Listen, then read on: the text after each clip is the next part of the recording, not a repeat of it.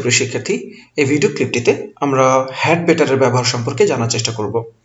আপনারা যারা ইউনিভার্সিটিতে অ্যাডমিশন টেস্ট দিচ্ছেন, বিসিএস, জব বা অন্যান্য বিভিন্ন ধরনের প্রতিযোগিতামূলক পরীক্ষায় আপনারা যখন প্রস্তুতি নিচ্ছেন তখন অনেকেই আপনাদের গ্রামারের ডেভেলপমেন্টের জন্য ব্যারন্সের টোফেল অনেকে পড়াশোনা করেন বা ক্লিপসের টোফেল পড়েন। সেখানে যে গ্রামাটিক্যাল ইস্যুসগুলো রয়েছে সেই বিভিন্ন ধরনের প্রবলেমগুলোরই ধারাবাহিক ভিডিও নেই আমাদের এই ক্লিপগুলো হচ্ছে, এখান থেকে অনেকটা উপকৃত হতে পারবেন। তো আজকে আমরা ব্যারন্স টোফেলের প্রবলেম নাম্বার 12 নম্বর যে প্রবলেমটা রয়েছে, যেখানে অ্যাডভাইজেবিলিটি হ্যাড বেটার এরকম একটা টাইটেল দিয়ে প্রবলেমটাকে সেখানে ব্যাখ্যা করা হয়েছে, সেই বিষয়টা নিয়ে আমরা এখানে কথা বলছি।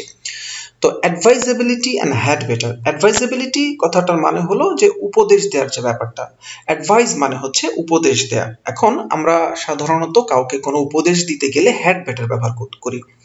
হ্যাড বেটারটা অনেকটা মোডালের মতো কাজ করে, বা এটাকে আপনি একটা মোডাল বলতে পারেন বোঝার স্বার্থে। হ্যাড বেটার এটা যেহেতু একটা মোডালের মতো কাজ করছে, তো ডেফিনেটলি আমরা জানি যে মোডালের পরে ভার্বের বেস ফর্ম আমাদেরকে ব্যবহার করতে হয়। তাহলে কোনো একটা বাক্যে যদি আপনি কাউকে পরামর্শ দিতে চান, কোনো একটা বাক্যে আপনি কাউকে অ্যাডভাইস দিতে চান, এবং অ্যাডভাইস দেওয়ার জন্য আপনি যখন হ্যাড বেটার ব্যবহার করছেন, হ্যাড বেটারটা যেহেতু একটা মোডালের মতো, এরপরে আপনি ভার্বের বেস ফর্মটা ব্যবহার করবেন, যেটা অনেকে প্রেজেন্ট ফর্ম বলে থাকে। যদিও ভার্বের বেস ফর্ম এবং প্রেজেন্ট ফর্মের মধ্যে একটি পার্থক্য রয়েছে, বাট সেখানে আমরা আলোচনা করছি না। আপাতত শুধু এতটুকু জেনে রাখেন যে হ্যাড বেটারের পরে আপনি ভার্বের বেস ফর্ম ব্যবহার করবেন। বেস ফর্ম মানে হচ্ছে যে সেটা আপনি পাস্ট ফর্ম ব্যবহার করবেন না, তার সাথে কোনো আইএনজি যুক্ত করবেন না, সেটার সাথে কোনো টু যুক্ত করে ইনফিনিটিভ আকারে ব্যবহার করবেন না, এমনটি করা যাবে না। শুধুমাত্র সেই ভার্বটির যে বেস ফর্ম, যেখান থেকে ভার্বটির উৎপত্তি হয়েছে, বাকি ফর্মগুলো তৈরি হয়, যেটাকে আমরা অনেকে প্রেজেন্ট ফর্ম বলে থাকি, সেটা বসাবেন। তার সাথে কোনো আইএনজি না, তার সাথে কোনো এস না, তার আগে কোনো টু না, তার ভার্বের 3 নম্বর ফর্ম না, কিচ্ছু না। জাস্ট হ্যাড বেটারের পরে ভার্বের বেস ফর্ম বসাতে হবে। এটাই মূলত এই প্রবলেমের আলোচ্য বিষয়, মূল আলোচ্য বিষয়। আমরা সরাসরি কিছু উদাহরণের দিকে চলে যাব, তাহলে বিষয়গুলো খুব সহজভাবে বুঝতে পারবো।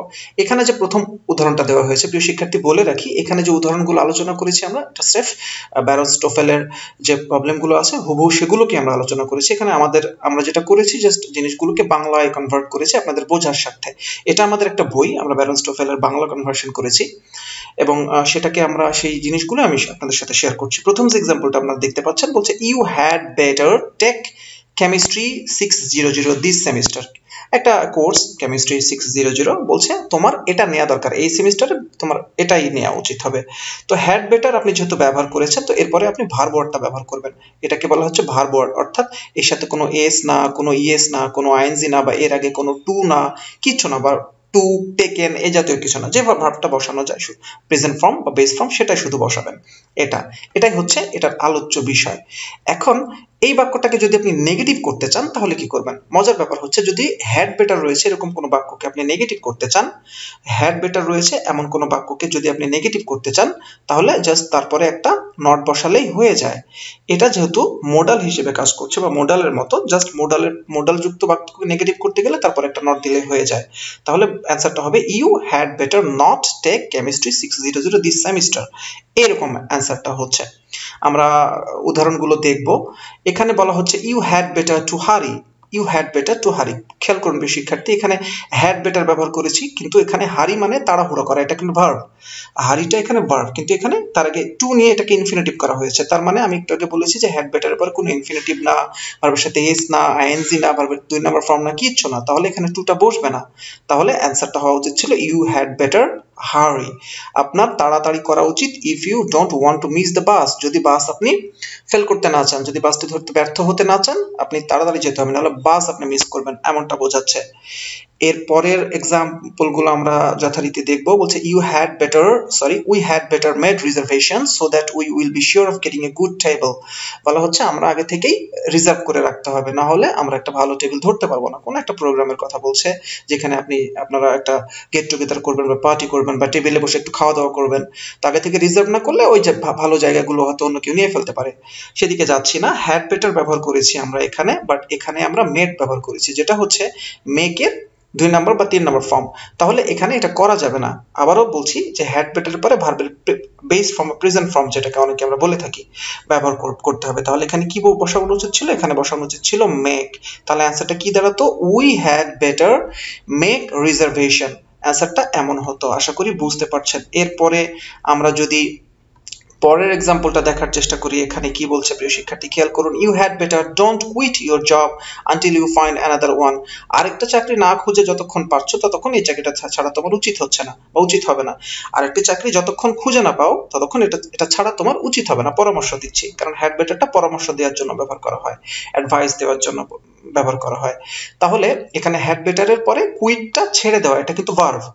হ্যাড বেটারের পরে কুইটটা হচ্ছে ছেড়ে দেওয়া, এটা ভার্ব মেইনলি। তো হ্যাড বেটারের পরে সরাসরি ভার্ব নিয়ে নিয়েছি এখানে, কিন্তু বাক্যটাকে আমি নেগেটিভ করতে চেয়েছি। তো নেগেটিভ করতে গেলে কি হয়, এখানে শুধু নট বসালে চলে, কিন্তু এখানে কি করেছে, ডোন্ট বসিয়েছে, বাক্যটা হচ্ছে না। তাহলে জাস্ট অ্যান্সারটা এটা হতো, ইউ হ্যাড বেটার, খেয়াল করুন প্রিয় শিক্ষার্থী, you had better not quit, বা কিছু অংশগুলো আছে। তার মানে কুইট কিন্তু এখানে ভার্ব, তো এটা মেইন ভার্ব, কুইটটা হচ্ছে মেইন ভার্ব, হ্যাড বেটারটা হচ্ছে একটা মোডাল অক্সিলারি। তাহলে মোডাল অক্সিলারির পরে জাস্ট এখানে একটা নট দিলেই অ্যান্সারটা হয়ে যাচ্ছে, একটা নট দিলে অ্যান্সারটা হয়ে যাচ্ছে। আশা করি বুঝতে পারছেন। তো এটা হচ্ছে ব্যাপার। এরপরে আমরা সমস্ত উদাহরণগুলো আমরা দেখব। We had better to check, বলা হচ্ছে we had better to check. এখন হ্যাড বেটারটা কি এখানে মোডাল, তাহলে এখানে চেকটা হচ্ছে পরীক্ষা করা বা যাচাই করা। তাহলে পরীক্ষা করা এটা নিজে একটা ভার্ব, তো এর আগে টু বসানোর কোনো দরকার ছিল না, ইনফিনিটিভ বসবে না, ভার্বের বেস ফর্ম বসবে। তাহলে আমরা জাস্ট এখানে চেক বসালে অ্যান্সারটা হতো উই হ্যাড বেটার চেক। আশা করি বুঝতে পাচ্ছেন। তারপরে যে উদাহরণটা আছে একইভাবে একটু আগে আমরা এরকম একটা উদাহরণ দিয়েছি, এই বাক্যটা একটা নেগেটিভ বাক্য, নাবোধক। You had better don't go alone, হচ্ছে না, বলছে তোমার একা না যাওয়াই উচিত হবে। তাহলে এখানে গো এটা হচ্ছে মেইন ভার্ব, হ্যাড বেটার এটা অক্সিলারি মডাল। তাহলে এখানে এরপরে জাস্ট নট দিলেই বাক্যটা হয়ে যাচ্ছে, you had better not go to, you had better not go alone, এরকম। আমরা বাকি উদাহরণগুলো দেখব। বলা হচ্ছে to check for acidity one had better dash litmus paper. বলা হচ্ছে অ্যাসিডিটি আছে কিনা এটা চেক করার জন্য কোন একজন ব্যক্তির বা যে কোনো ব্যক্তির কি করা উচিত, ওয়ান মানে যে কোনো ব্যক্তি, এটা ইনডিফিনিট প্রোনাউন এটাকে আমরা বলি।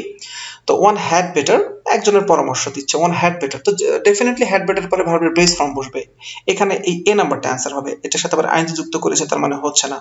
এখানে টু ইউজ, তো এটা তো হবে না, এটা ইনফিনিটিভ। আবার এখানে অ্যাডজেক্টিভ ইউজ করেছে, তাহলে হচ্ছে না, এখানে ভার্ব ব্যবহার করতে হবে, মেন ভার্ব ব্যবহার করতে হবে। তাহলে মেন ভার্বের বেস ফর্ম কোনটা, ইউজ, এটা। তাহলে এটা হচ্ছে সঠিক অ্যান্সার, এ নাম্বারটা হচ্ছে সঠিক অ্যান্সার। এখানে একটা জিনিস ছোট্ট করে একটু বলে রাখি প্রিয় শিক্ষার্থী, একটা জিনিস এখানে ছোট্ট করে ভুল হয়েছে, এটা জাস্ট আমরা ভিডিওটা রেকর্ড করার সময় আমাদের চোখে পড়েছে। এখানে কিন্তু অ্যান্সারটা বি হচ্ছে না, এখানকার অ্যান্সারটা আসলে এ হবে, এখানে অ্যান্সারটা এ হবে, এটা ভুল হয়েছে। এরপরে আমরা যদি পরের এক্সাম্পলটা দেখার চেষ্টা করি। In today's competitive markets even a small business had better to advertise on TV and radio in order to gain a share of the market। বলা হচ্ছে বর্তমান যে প্রতিযোগিতামূলক বাজার রয়েছে, এখানে যারা ছোট ছোট ব্যবসা করে তাদেরকেও বিজ্ঞাপন দিতে হয় টিভিতে বা রেডিওতে। কেন, মার্কেটের শেয়ার ধরার জন্য, বা মার্কেটের শেয়ার বলতে বোঝাচ্ছে যে মার্কেটে তারা যে ব্যবসা করছে সেই বাজারগুলিতে তাদের বাজারের একটা অংশ অর্জনের জন্য, বাজারটা ধরার জন্য তাদেরকে বিজ্ঞাপন দিতে হয়। তাহলে হ্যাড বেটার এটা যেহেতু মোডাল, এটা তো কোনো বাক্যের মেন ভার্ব হতে পারে না, মোডালগুলো কখনো মেন ভার্ব হতে পারে না। তাহলে মেন ভার্ব ছাড়া বাক্য হয় না, আমরা জানি। তাহলে এখানে অ্যাডভার্টাইজ এটা হচ্ছে মেন ভার্ব হওয়ার কথা, এটাই আসলে মেন ভার্ব বাক্যের। অ্যাডভার্টাইজ এটা ভার্ব, এর অর্থ হলো বিজ্ঞাপন দেয়া। তাহলে এখানে এটা মেন ভার্ব, কিন্তু দেখেন এটার সঙ্গে এখানে আবার টু ব্যবহার করেছে, তাহলে এটা হচ্ছে না, কারণ এখানে ইনফিনিটিভ আকারে বসবে না, শুধু মেন ভার্বটা বসবে, ভার্বের সাথে কোনো টু ব্যবহার করার দরকার নাই। হ্যাড বেটারের পরে জাস্ট অ্যাডভার্টাইজ দিলেই বাক্যটা হতো। তাহলে even small business had better advertise, had better পরে ভার্বের বেস ফর্ম। এটাই ছিল আমাদের মূল আলোচ্য বিষয়। তার মানে হচ্ছে যেটা করতে হবে যে হ্যাড বেটারের পরে ভার্বটা, যে ভার্বটা নেবেন সেই ভার্বটার বেস ফর্ম ব্যবহার করবেন, ভার্ব কোনো পরিবর্তন করবেন না, ইনফিনিটিভ ব্যবহার করবেন না, আইএনজি ব্যবহার করবেন না, এস করবেন না, ভার্বের 2 নম্বর ফর্ম করবেন না বা 3 নম্বর ফর্ম করবেন না। প্রিয় শিক্ষার্থী বলে রাখি, আমরা ব্যারন্স টোফেলের এই ক্লিপগুলো আমরা ধারাবাহিকভাবে ব্যবহার করছি, আপনারা আশা করি এখান থেকে অনেক উপকৃত হবেন।